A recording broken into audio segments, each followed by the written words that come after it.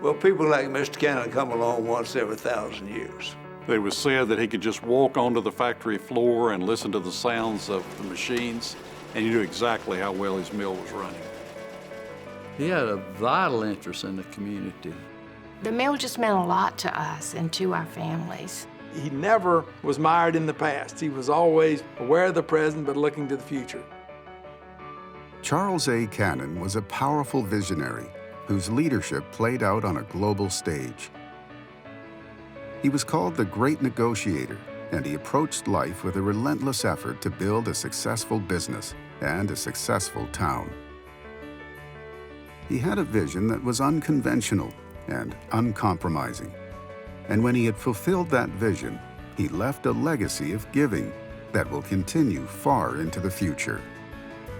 Charles A. Cannon, a mind for business, a heart for people. Small towns. They were the heart of America. Across this great country, they embodied the values we lived as a nation. Kannapolis, North Carolina was one such place. It was totally built around a manufacturing work site, but it was not a typical company town. It was a true community created by J.W. Cannon and brought to its full potential by his son, Charles. A place where the concept of work, play, live arose 100 years ahead of its time. Kannapolis was known around the world as America's largest unincorporated town. What does that mean, unincorporated? Well, Mr. Cannon owned everything. The local bank. He subsidized the schools. It was his checks that paid the teachers. He often provided housing for them. A world-class YMCA. They didn't have paved streets, but they had sidewalks so they could walk to work. The downtown, he owned the whole downtown. Provided police protection, provided fire department. The churches. He promoted good health. The services that the mill provided affected every area of people's lives. That's a level of involvement that in some ways is wonderful, but it's also a level of control.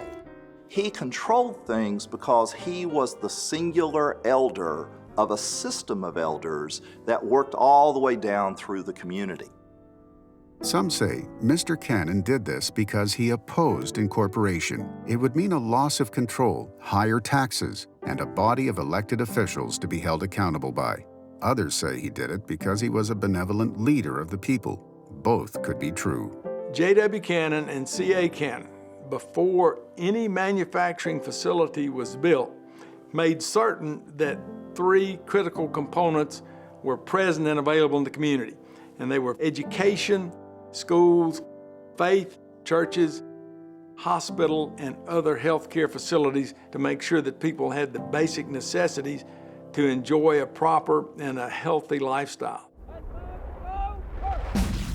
Death and destruction from the Civil War found the country anxious to move forward. As the nation struggled to recover, the age of the great industrialists in steel, railroads, and other enterprises dawned. But in the American South, life was a daily struggle. Federal troops, Reconstruction, and carpetbaggers controlled the former Confederate states. A greatly depressed economy made the former aristocracy poor and the land poor, even poorer. Farmers, the people of the land, tried to make a living from the hard red clay. They grew whatever they could scratch out of the earth, mostly cotton. Imagine a place that is really invested in the agrarian lifestyle, and your land has been completely disrupted by war. The South had a rich history of hard-working people interested in improving their lives.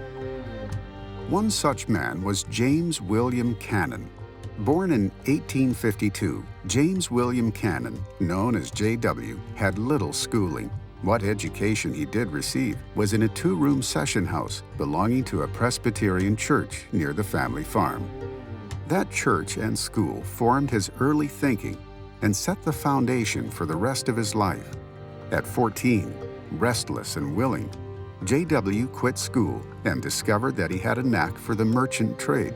By the age of 22, J.W. was buying cotton from farmers and selling it to brokers and northern textile mills. He saw his opportunity. Why ship cotton north when it could be easily manufactured in a southern mill at a reduced price? He recognized advantages of having the raw material and then bringing the actual manufacturing from the Northeast to the South, where things could be vertically integrated and put together in the most efficient manner possible. He traveled back and forth to New York, beckoning fellow merchants to join him in his endeavors. He raised $75,000. In 1887, Cannon Manufacturing Company received its charter to do business. So he created a rough huck toweling product that was rather easy to make and branded it as Cannon cloth. And Cannon cloth was a cloth that was sold on bolts in general stores, and it was very versatile. It could be used for tablecloth, it could be cut for handkerchiefs, it could be used for dresses. About a year later, about 1888, he began producing his first towels. So in 1892, he built yet another plant. And as he built these separate plants, pretty soon the Cannon chain referred to 10 or 12 different operations scattered throughout 2 or 3 states. Then he turned his attention to the sales process itself. From very early on, Cannon Mills was organized around a New York sales office that was called Cannon Mills, Inc. and sold our goods to mom and pop stores, to chain stores, to J.C. Penney's, you name it, they were a customer of Cannon Mills. So by the early 1900s, he had determined that he would go up the railroad and build his own mill village in a self-contained location. They actually ended up purchasing 1,009 acres from various farmers, and that's where Kannapolis came from. The first real reference I've ever found to Cannonopolis was spelled with a C. It is very clear that it was intended from the beginning to be Cannon City, and it was only later that it morphed into using a K and adopting the idea that it was the city of looms. But success didn't come easy. In 1907, economic times were so bad that his recently constructed building sat empty and idle. Undeterred, he saw the advantages of the emerging innovation of electric power. He believed in the future of this form of energy so much that he invested $10,000 and asked James B. Duke to electrify this rural part of North Carolina and his shuttered mill. Mr. J.W. Cannon had a number of gifts. One of his gifts was being able to see around the corner a little bit. He was said that he could see 20 years ahead as far as sales trends and opportunities in the cotton industry. When the economy improved, he purchased machinery, raw cotton, and recruited white sharecroppers to work as mill hands. Mill owners and recruiters went into the mountains of North Carolina, Virginia, West Virginia, Tennessee in search of additional labor. The reason they came to the textile mill villages was in hope of a better life. So one aunt or uncle might go from the farm and then send back the news, and then the siblings come with their children until you have parents, children, aunt, uncles, and another generation being born at the mill village.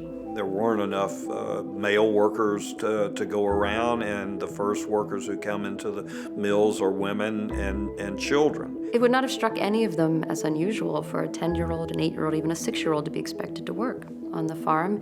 As soon as you're able to stand on your own 2 feet, you're expected to be useful and to contribute to the household survival. My mother was one of 11 children, and her father unfortunately died at age 42. So she had to quit school at 13 years old to go to work in the mill, hemming towels. And that's what she did the rest of her life until she retired. Some mill owners, like Cannon, did provide important health and social services to those mill families that may have helped parents make that decision about staying on the farm with their children or headed into the mill village with their children. J.W.'s children also came to work at the mill, including his youngest son, Charles. From the time that he was a young boy, Charles Cannon greatly admired his father and his accomplishments. He actually went to college. He went to Davidson for a little bit, but then he quit Davidson, came back and worked for his father. He was absolutely dedicated from the time he was young to working in textiles. Cannon opened new plants and employed a strong workforce of 20,000. By 1914, it became known as the world's largest producer of sheets and towels. In 1917, America entered into the Great War. All of the huck cloth was sent to the military. War may be a bad thing for the people who are fighting it, but it can be a good thing for the people who supply. The consumer was only able to acquire towels made of a new fabric called terry cloth. Customers not only accepted this new substitute, they preferred it, and a new line of manufacturing exploded with the demand. In the Carolinas, World War I and World War II were some of the peak times for textile production. You could hear the whistle blow for miles. You didn't need an alarm clock to tell it was time to go to work. All areas of life centered around the mill. The entire town was built for a Cannon labor force. 3 shifts worked around the clock, and in little time, J.W. Cannon went from small-town merchant to a giant of the textile industry.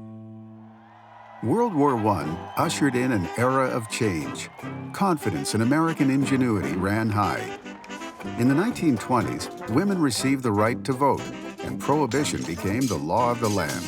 The stock market boomed, bootleggers prospered, and the Jazz Age ushered in a sense of free spirit.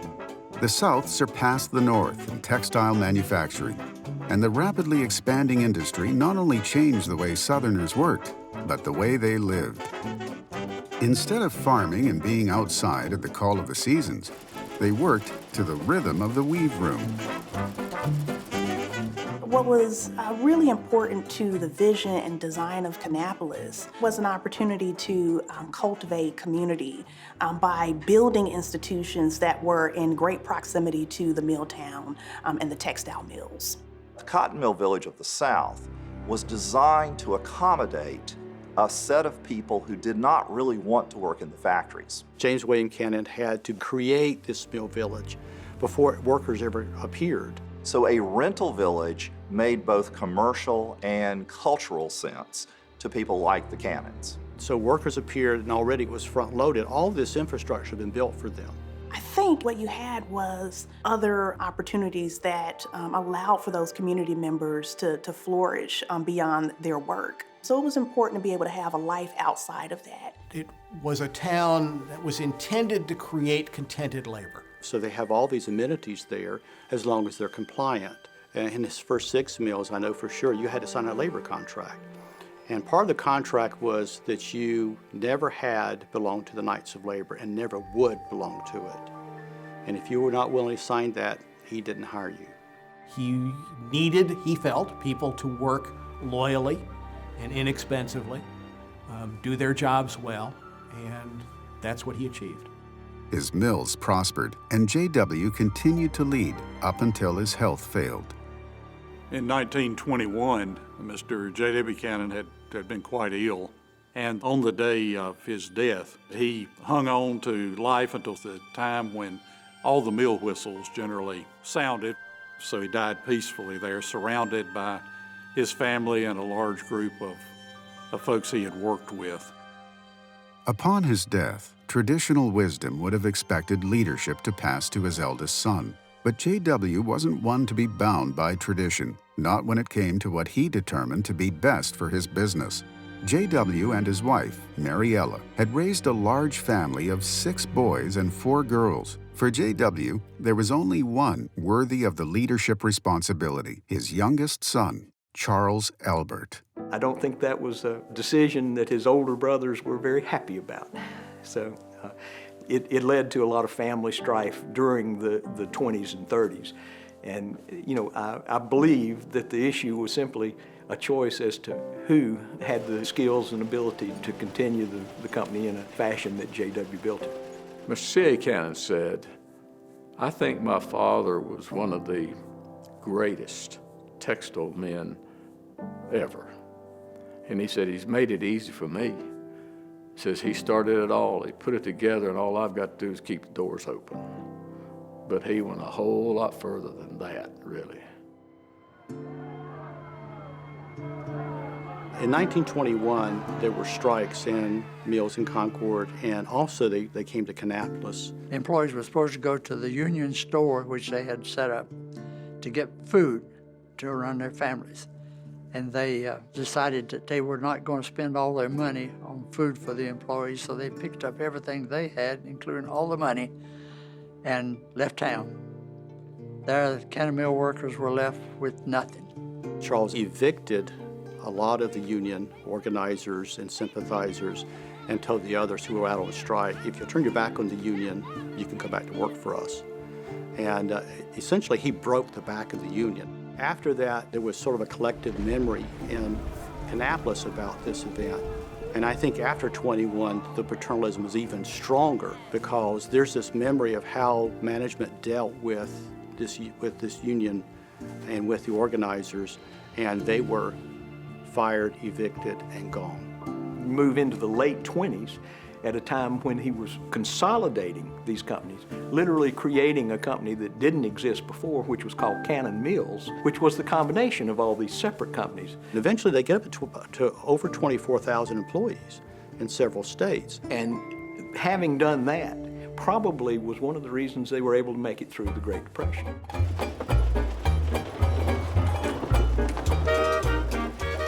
It was said that he could just walk onto the factory floor and listen to the sounds of the machines, and he knew exactly how well his mill was running. Young Mr. Cannon was a great industrialist because he understood the work and his workers.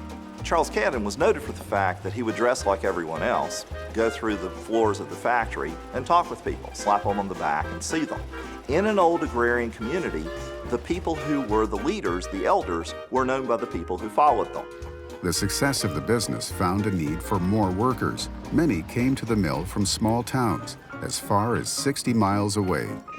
There were buses that would run 3 shifts, bring in the first shift, and the driver would work. Then went to work prior shift, would take the bus and the passengers back home. The next shift would come in another bus. And it was constantly going in that fashion. In 1926, you could encircle the earth 3 times a year with the towels they manufactured. They could make 1 mile of towels every 2 minutes, or 1 dozen towels a second. They designed a trademark, the Napoleon howitzer, accompanied by cannonballs, so no one could forget what they were asking for. Someone invented a machine that would allow you to sew your name on each of your products. And he immediately ordered some and started putting the Cannon brand on all of their towels and washcloths and other products. Charles Cannon wanted the person who bought the towel to remember who made it when they went back to get another one. He wanted them to come back.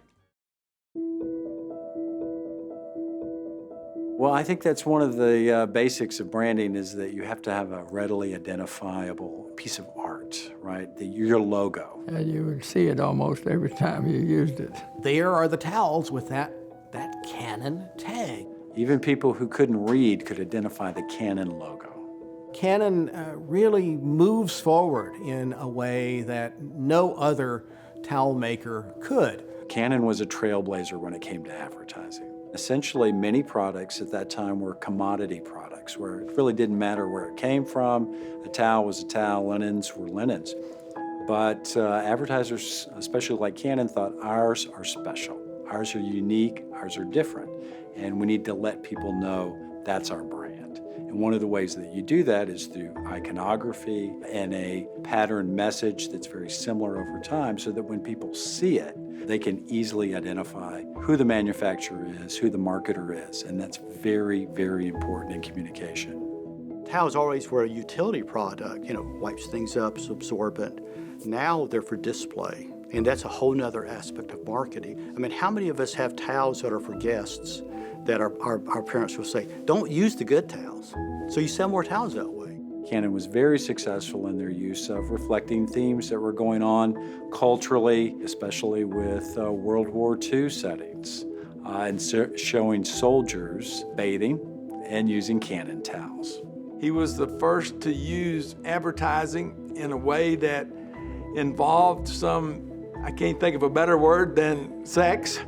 One of the primary reasons, especially in the early days that you saw sex in advertising, was that you grab attention. So if a man is going to see that, it's for titillation purposes. But if a woman's going to see that, it's for more aspirational purposes, where they project themselves into the ad and say, I could be like this. On October 29, 1929, the Roaring Twenties were silenced by the thundering crash of Wall Street.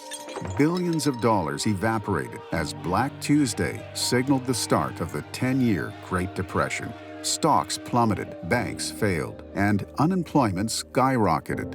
Breadlines became common, and the homeless clustered in makeshift camps called Hoovervilles.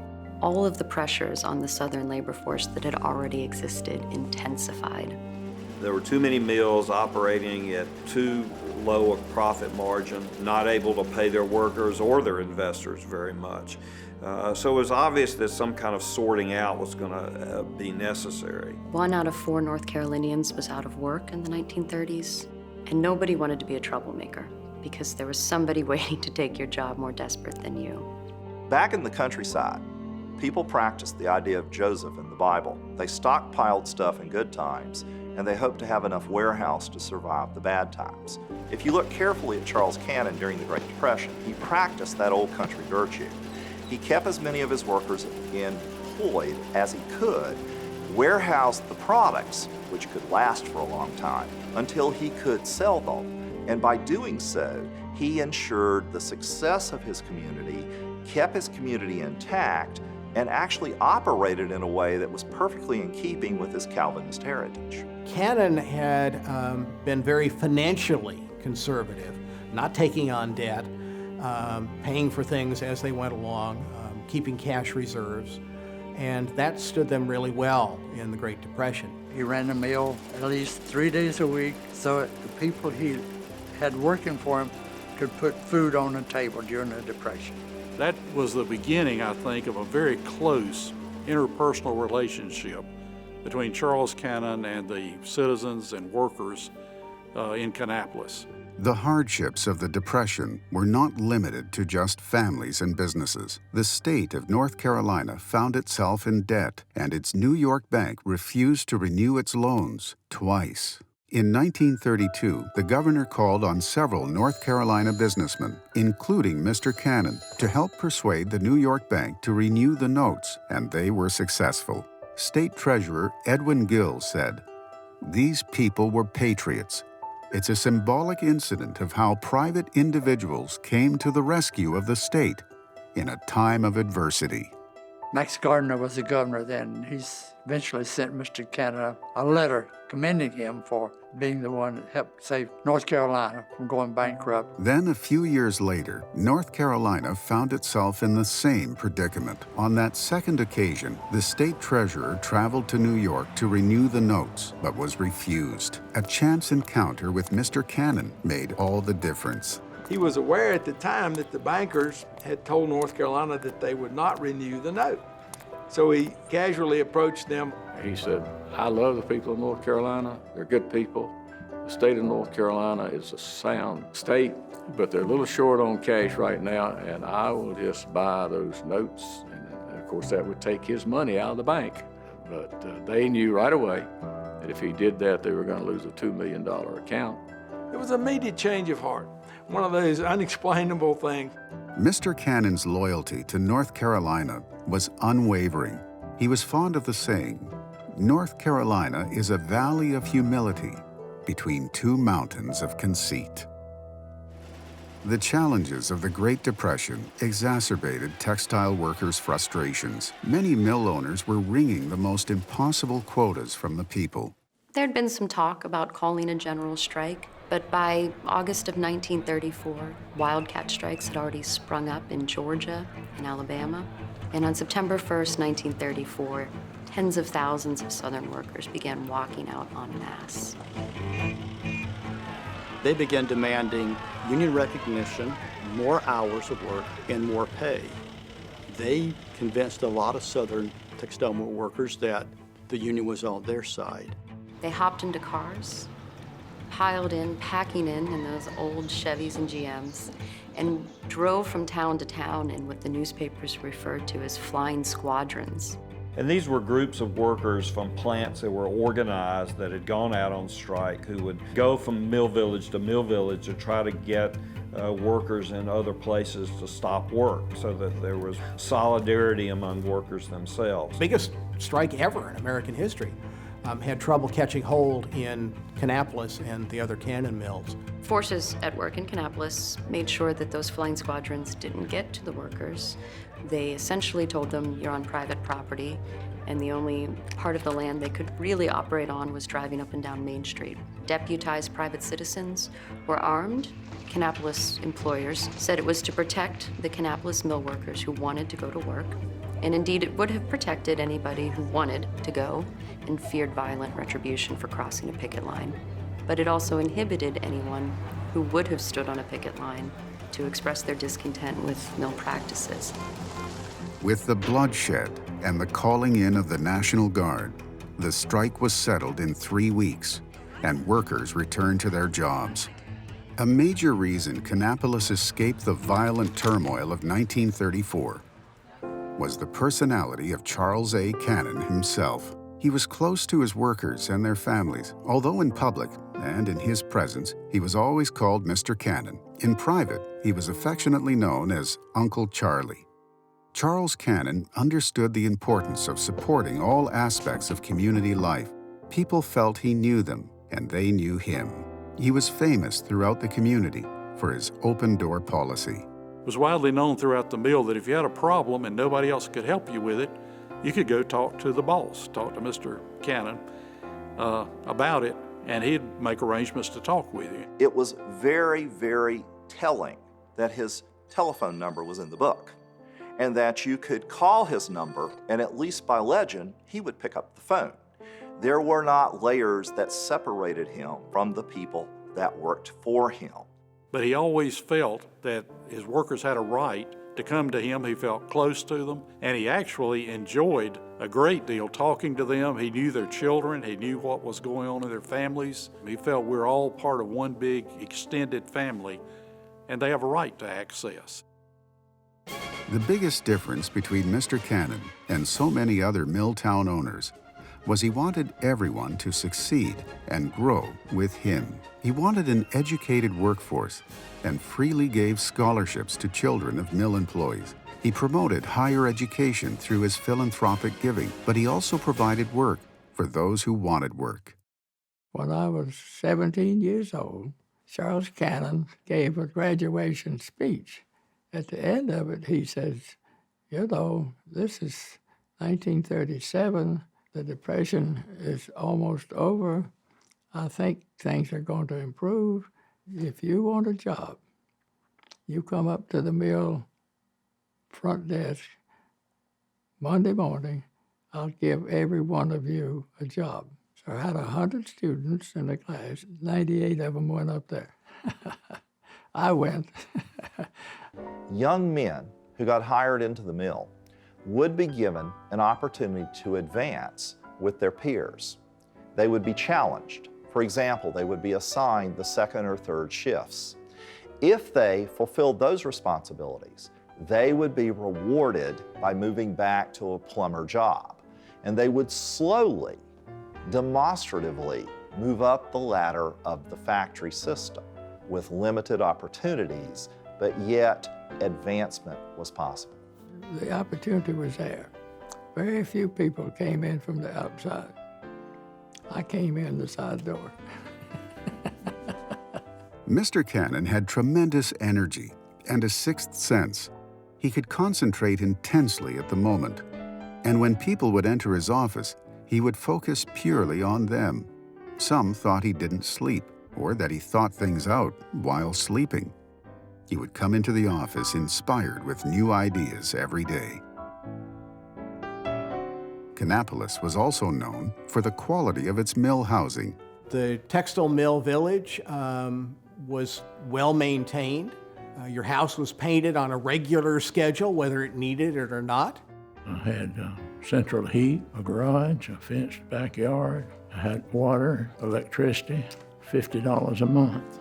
Mill houses were not limited to just workers. Teachers and service workers often had mill houses. And the houses were well cared for. If they had a washer to go out in a faucet, They called Cannon Mills, and somebody would come down and put a washer in it, or whatever else they needed.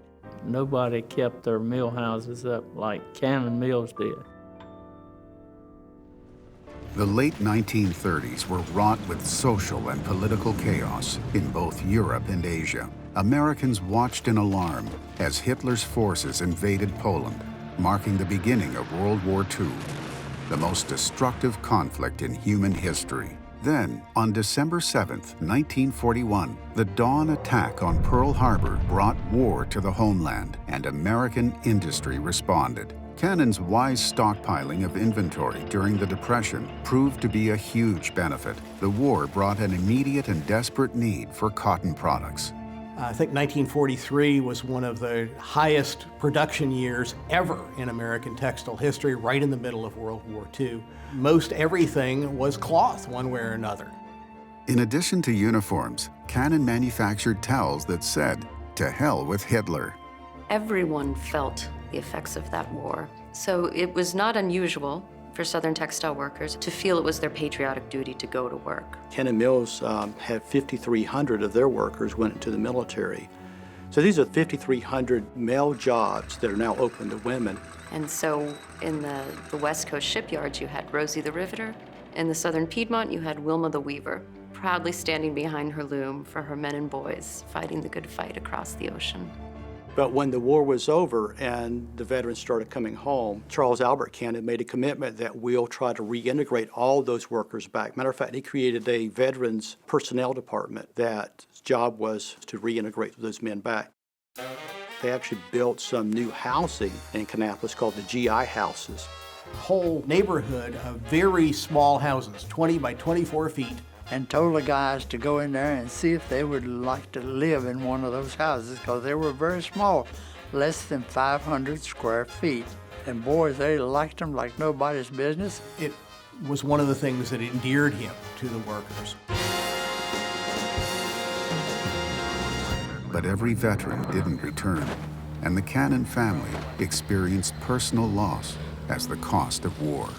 Charles Cannon Jr. enlisted in the Army Air Corps and immediately was shipped to the Hump, Burma, China, India area.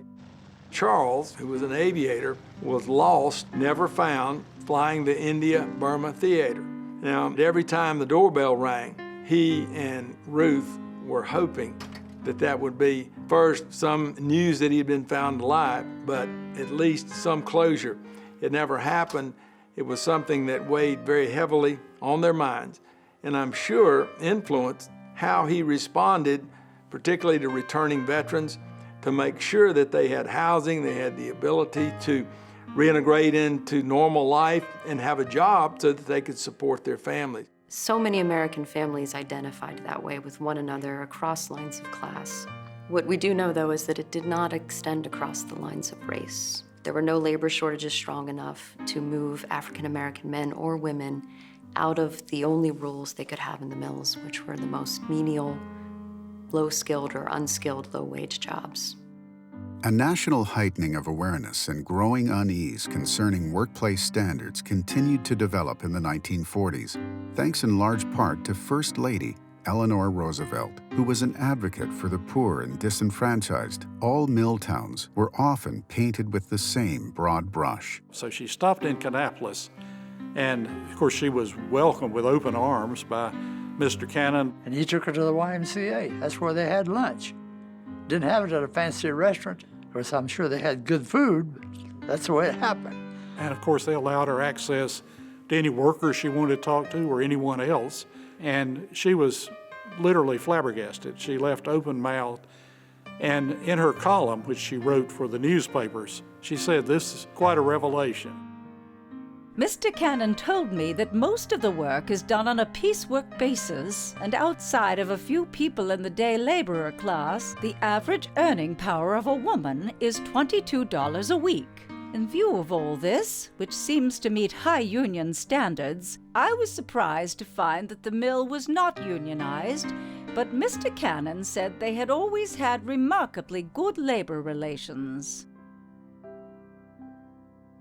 The village the First Lady saw was in a large part the result of the philanthropic priorities that Mr. Cannon believed essential for a healthy community. This included encouraging and supporting young students. He created a full scholarship for medical school for me. He named it after his son who was killed in the war. It was called Charles A. Cannon Jr. Scholarship, and it was good for 4 years. There were no strings attached. And he said when you're through med school, you don't necessarily have to come back here to practice. You can go wherever you want to go. Instead of coming to Concord and Kannapolis to practice. In 1943, Mr. Cannon took a major step to make certain the things he was doing to build better communities would be supported well beyond his lifetime. He established the Cannon Foundation with the goal of making an impact in the areas he held dear: healthcare, higher education, faith, human services, and community.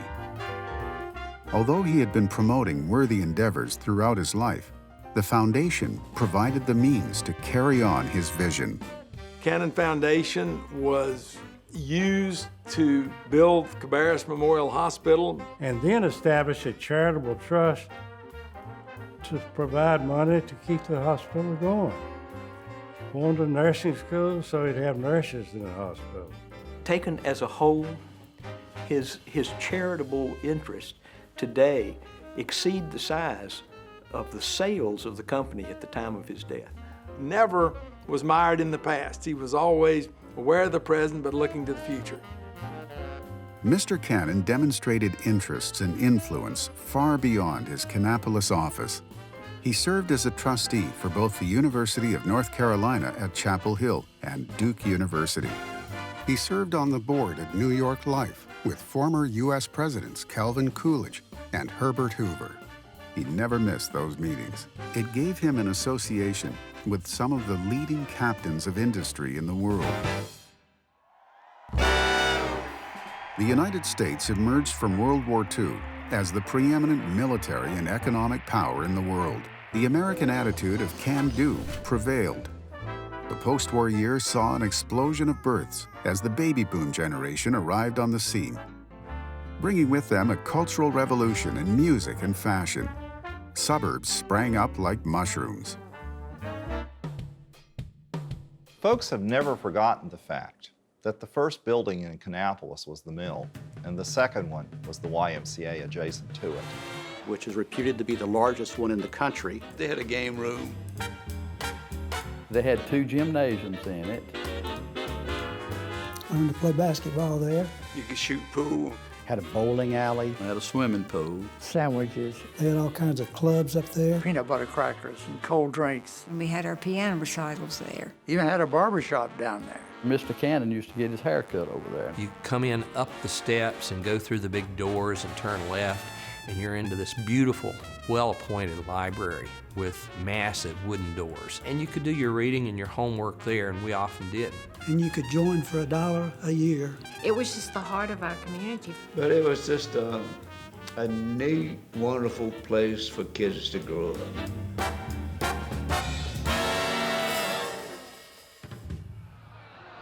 But the prosperity of the 1950s and 60s wasn't universal. Racial discrimination and the power of the Jim Crow laws went on national display. The textile mill industry grew in tandem with the system of segregation. The more skilled jobs, of course, such as the machine fixers, the loom fixers, and so on, those jobs were highly coveted. They were almost all held by white employees, and they were by far the highest paying jobs. Somehow this notion that only white people had either the capacity or the right to participate in this kind of modern textile industry. There were many African American workers who worked in the maintenance areas, the outside crew, and who worked in the opening room where the cotton bales were first opened. White workers had the opportunity to see themselves as somewhat better than the black women who worked in their particular houses. If it hadn't been for African Americans' low-wage domestic labor, the white women who worked in the mills, and there were nearly 40–50% by the 1960s, could not have fed their families, could not have watched and cared for the children, couldn't have put clean clothes on their backs. It was very, very much segregated. so many things that you take for granted, we weren't even exposed to, such as the library, going to the library, public parks, swimming pools, and things that really mattered to make a good round life was not even available for us anyway. The civil rights movement galvanized into action a new generation of leaders, black and white. Cannon Mills became one of the poster kids for change. It was a big mill, it was a successful mill, it was in many ways a progressive mill in terms of housing and paying its workers in an adequate sort of way. And so could the inequalities, the racist policies that pervaded the South, could they change at Cannon Mills? Then that would be a very good thing for this new America that was coming into being. In 1962, Corinne Cannon was one of the first African-American women to be hired to run textile machinery. You know, if you want to really hear news, they say go to the barber shop or to the beauty parlor. And I was at the beauty parlor, and one of my good friends said that she had heard somewhere that Cannon Mills was going to start hiring black women. I said, I got a call to say for me and you to come to Cannon Mill in the morning and prepare to work. I would say that it was the African-American men and women on the ground in the mills who insisted on equal opportunity to all jobs in the mills, who really forced the change in the Southern textile industry demographic. I don't think there was any argument to come up. Transition from segregation to integration was very smooth in Cabarrus County. During the 1950s and 60s, America was coming to terms with how to create a nation of equals, enjoying the rights of everyone to live, work, and play together. For many, the mill community was an idyllic environment. Mr. Cannon continued to work well into his 70s. On his business trips to New York, he liked to reconnect with his hometown folks at the Cannon sales office. At the end of the day, if you were in New York, he would try to find out who was up there from Kannapolis. Then he would gather those group of people and he'd say, let's go to dinner, and we're going to the theater. He loved Hello, Dolly. And we would have seats probably on the first or second row, and I would swear that Ethel Merman, who was Dolly, would wink at him when she saw him in the audience. And I call that wink very plutonic, friendly, human. By all accounts, Charles Cannon cared about Kannapolis and cared about the people in Kannapolis. One mill worker was quoted as saying, he was our daddy, he was our Santa Claus. And there are downsides to that kind of paternalism, but the upside was, I think, a genuinely caring knowing of each other. When I represented Kannapolis as Miss Kannapolis in 1961, and I would go and speak to people about it, they would say, oh, one person owns that whole town, right? And that, you know, they didn't seem to think that was a good thing. But growing up, I never thought about that. It was my hometown, and I was proud of it. It never dawned on me that it wasn't a town like any other small town in the South. But as the world grew smaller, there was an increasing criticism of paternalistic communities. The paternalism began to take on more negative connotations, and it became, as the factories got larger and the business became more complicated, it's seen as a way of controlling and manipulating people as opposed to a way of taking care of them. They begin seeing this paternalism sometimes is not, you're taking care of us, but it's sort of like it's a power issue. It's like, okay, you're saying like you're the parent and we're the children. We don't know how to take care of ourselves, so you got to tell us how to live. Where's the autonomy here?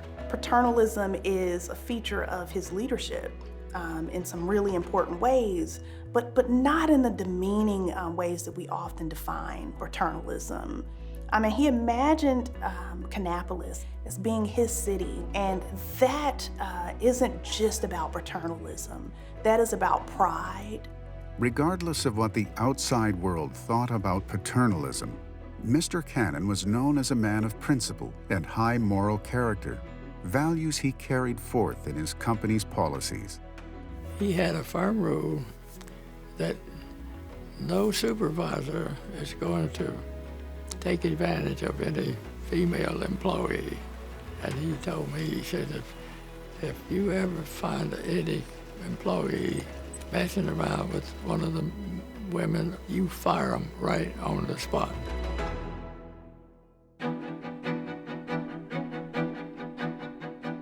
Character, integrity, honesty, and being far more interested in others than yourself were the way he lived. His competitive spirit was matched by his high level of knowledge of so many things: art, history, technical details, trusts, cotton, equipment. He knew enough about each thing in order to manage the people working with it. Mr. Cannon was surrounded by people he truly trusted, and they trusted him. He didn't just want people around him who said yes to everything that he said. He wanted to hear your viewpoint, and he didn't mind hearing you disagree with him. But if you disagreed with him, you had to be able to give him reasons why you were right and his way was wrong. One day I had a message from my boss to deliver to Mr. Cannon. I walked up to his office. I didn't normally walk in. He saw me. He says, "Joe, don't be mealy-mouthed. You have an opinion. What is your opinion about what this project is? I want to know what you think."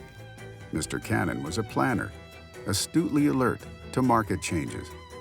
He saw something different than many of us see, and that's something you can't teach. Part of it is applying himself every day to the job of how can I improve this mill and how can I improve this community. Mr. Charles A. Cannon was once quoted, "Of all the factors affecting cotton, the two principal ones are weather and politics. Of the two, the weather is more predictable."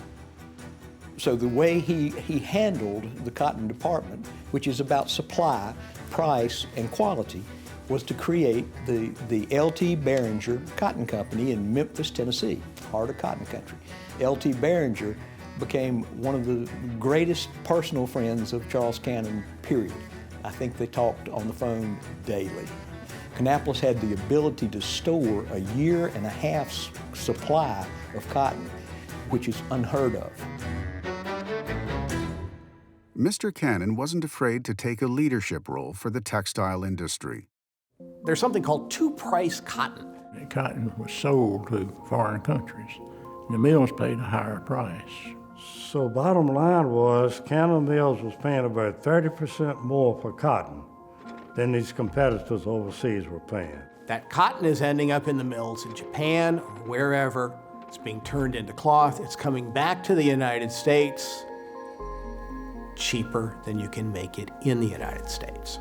So the textile industry took it upon themselves to sort of appoint him the unofficial ambassador to Washington to try to get this situation changed. Cannon was a master at playing with Washington. Cannon was pals with President Kennedy. They wrote each other notes. He did manage to get the situation rectified, to get a bill introduced. Kennedy didn't sign the bill. He was assassinated before he could, but Lyndon Johnson did sign the Agricultural Adjustment Act of 1964 and gave one of the pens to Charles Cannon. The political winds were blowing against his business, and he realized a struggle lay ahead. They didn't sell old equipment. It got destroyed. We'd go out and take sledgehammers and break up the old looms so they wouldn't end up going to some foreign country. Charles Cannon's paternalism caught the attention of Ralph Nader, who was the corporate whistleblower of the 1960s. And in 1970, he released nationally Red, White, and Blue for Uncle Charlie. It was part of a general questioning in the 1960s of whether father knows best. Do you think that the measure of Mr. Cannon's control has been exaggerated? Unionization has not been able to get into Cannon Mills because he is good to his people and people enjoy working there.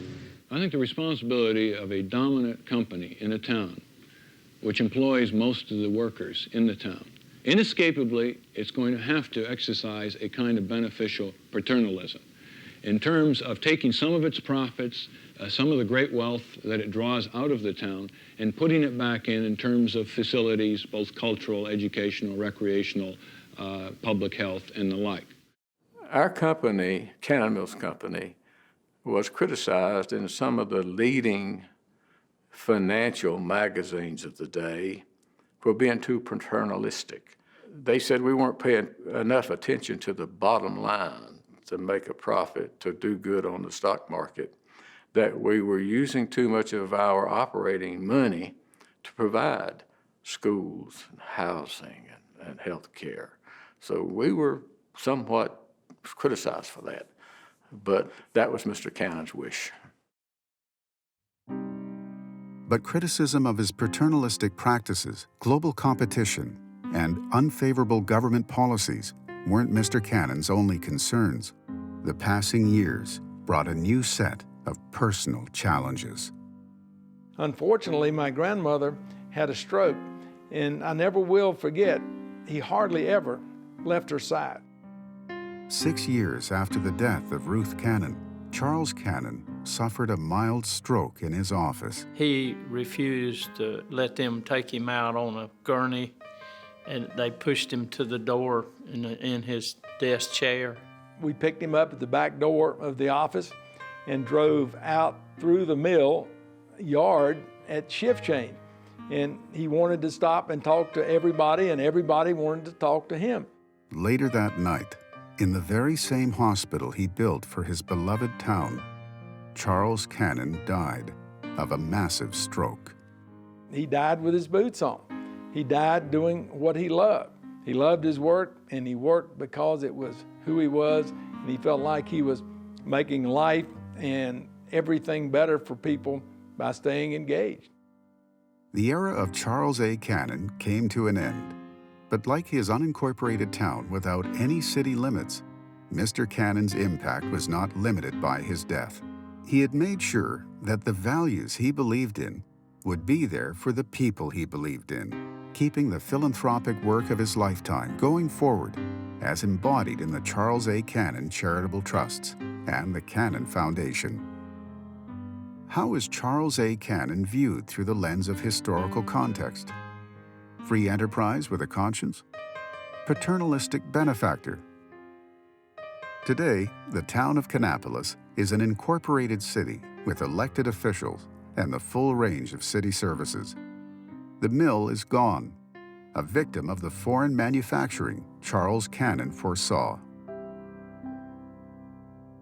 In its place has risen a $1.5 billion scientific and economic revitalization project that's emerging as an internationally recognized research hub, leading in groundbreaking discoveries in nutrition, disease prevention, and agriculture. Charles Cannon has been such an essential part of helping the South cultivate a compelling story. He provided a seed that we continue to see flourish today. There's something very unusual about the kind of dedication and the vision that a man like this had to build this entire town and to build the kind of environment where people could work and live and go to school and go to church and die all in a few square miles. People like Charles Cannon are hard to find today. And I think that we will find over time, he will be seen for all the complexity that he brought to a very difficult time of transition. I do think Charles Cannon understood that an educated, healthy workforce was in the best interest of his company. And I think he thought it was in the best interest of his region and his state and his country. And in the examples we see across the globe of the absence of any investment in the human capital behind the textile and apparel industries, places like Bangladesh, I think we would love to see a Charles Cannon there, taking care of his workers, building hospitals, investing in schools, attending to the social services of the community for whatever the reason is behind it. When Charles A. Cannon died in April 1971, he had achieved many personal honors during his lifetime. But one of his proudest accomplishments was creating at least one new job for each day in his 50 years of leadership. Today, the Charles Cannon Charitable Interests support those pillars of society that he himself cherished: healthcare, higher education, human services, and local communities. These values are the legacy he leaves, a legacy that will continue to touch thousands of his fellow citizens and the families of his employees for generations to come. He gave to 20 or 30,000 people a sense that they were all part of one family. Everybody was somebody when we were around Charles Cannon. I think my grandfather would probably want to be remembered as a builder, as a man of his word, and someone who left the world a better place. Absolute power in the wrong person's hands is a terrible thing. But it can be a good thing. Like in Mr. Cannon's hands, it was a great thing.